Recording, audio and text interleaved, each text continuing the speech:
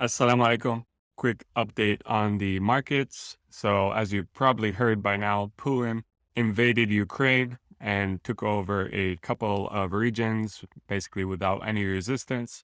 This will likely cause limited sanctions on Russia by the West in response. Ukraine is not ready to get involved militarily and wants to avoid a wider Russian invasion. And I don't think Putin is dumb enough to invade wider Ukraine because, to his credit, I think Putin is self-aware. He knows what his military is good at and what it is not. His military is good at intimidation. They can drive places, they can fly places, but there's precious little evidence that they're competent enough to actually fight and organize resistance. So I think Putin will avoid putting his military in this position. By the way, I am confident that if Putin sensed an even 1 in 1,000% chance that his forces were going to be met by an organized and determined fighting force, he wouldn't have invaded.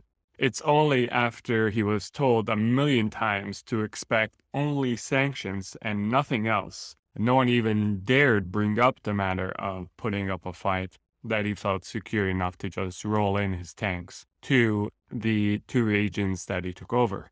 What will happen in the near term, I suspect, absent a grave miscalculation from Putin, is not much at all after this point.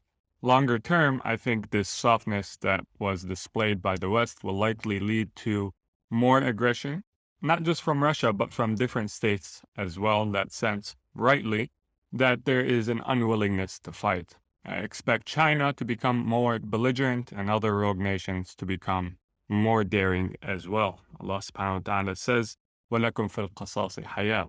Equal retribution actually saves lives. Inaction when Putin took over Crimea in 2014 led to the aggression today, and inaction today will lead to more aggression in the future. As far as markets go, the impact, I suspect, will be rather muted moving forward. I think the worst effect of Putin's aggression on the markets is probably already behind us, unless, of course, he loses his mind and does something silly, but I don't expect that to happen. There remains a lot of other pressing concerns in the market, most notably inflation and the fear of rate hikes. I hope you found this update useful. Leave a like if you did. And until next time, Assalamu alaikum and peace be upon you all.